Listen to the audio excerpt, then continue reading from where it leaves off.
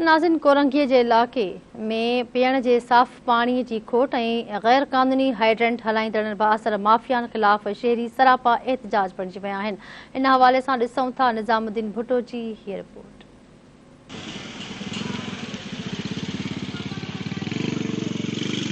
कराची के ज़िले कोरंगी के मुख़्तलिफ़ इलाक़नि में पीअण जे साफ़ पाणी जी खोट शिद्दत इख्तियार करे वई आहे, जंहिं सबबि आवाम पाणीअ जे फुड़ी फुड़ीअ लाइ परेशान आहे।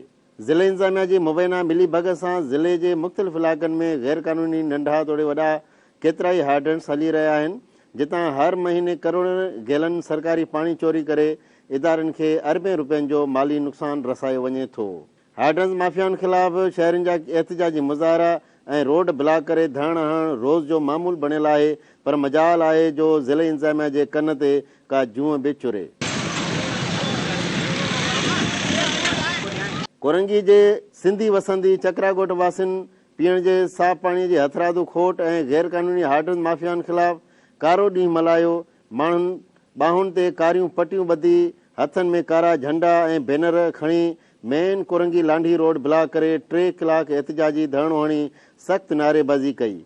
धरणे सबबि रोड जे ॿिन्ही पासनि खां सवे गाॾियूं बीहजी वयूं, जंहिं दौरान मुसाफ़िर ऐं ख़ासि करे एम्बुलेंसुनि में सवार मरीज़ सख़्त परेशान रहिया। मुज़ाहिरीन सां जॾहिं ॻाल्हि ॿोल कई वई त हुननि धरती टीवी सां हिन रीति वीचार वंडिया। ही जेको कोरंगी ज़िलो आहे, हिते तक़रीबन पाणी जी एॾी खोट आहे। हिते चकराकोट में कोरंगी में विढ़ाई कॉलोनी में हिते जेको आहे इंतज़ामिया हाइड्रेंट वारो जेके आहिनि डीसी सभु इहे खपाइनि था, पाणी चोरी करे खपाइनि था। माण्हू खे लेन में गरीब माण्हू खे पाणी हफ़्ते में हिकु दफ़ो पाणी नथो अचे हिते जो। अॼु असांजो इहो एहतिजाज वाटर बोर्ड जे ख़िलाफ़ ऐं जेको टैंकर माफ़िया आहे, हिन पाणी जेको गरीब माण्हू जे पीअण जो पाणी ते बि कारोबार हले थो। असांजो एहतिजाज आहे असांखे पाणी मिले, जेसि ताईं असांखे मिठो पाणी न मिलंदो असां ही रोड एहतिजाज में ब्लॉक कंदासीं ऐं अॻिते जे लाइ असांखां थी सघियो हिन एहतिजाज जो दाइरो वधाए असां ॿियो मेन रोड बंदि कंदासीं। हाइड्रेंट माफ़ियाऊं ज़िले इंतज़ामिया जे मुबैना मिली भगत सां रिहाइशी आबादियुनि ॾांहुं वेंदड़ पीअण जो साफ़ पाणी बंदि करे मेन लाइनुनि मां 4 खां 6 इंच जा पाइप लॻाए सरेआम गैर क़ानूनी हाइड्रेंट हलाइनि थियूं।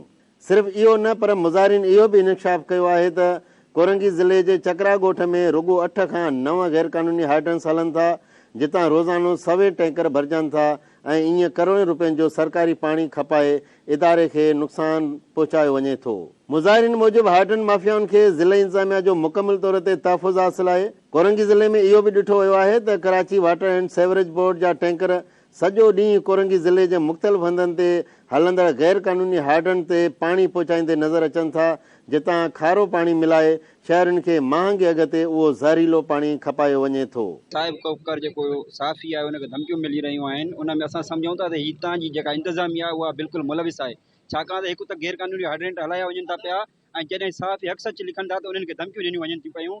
असां SSP साहब ऐं DC खे गुज़ारिश था कयूं त पहिरियों फिलफोर हाइड्रेंट बंदि कया वञनि ऐं जेके अब्दुल्ला कोरे जो आहे मुसलसल साहब हिन खे धमकियूं ॾिए पियो, उन ख़िलाफ़ कानूनी कार्रवाई करे उन्हनि खे गिरफ़्तार कयो वञे। असांजे गलियुनि में किथे बि ज़रो बराबरि पाणी न आहे। माना इहो गरीब माण्हू जेको 25,000 रुपया कमाइण वारो उहो न त राशन वठे या पाणी वठे, माना वीजण लाइ बि पाणी न आहे, माना बीजे बि न। असांजो इहो मुतालबो आहे, भले खपाइनि सॼी सिंध खपाए छॾीनि, पर असांजो मुतालबो इहो आहे त पाणी त मोकिलिनि।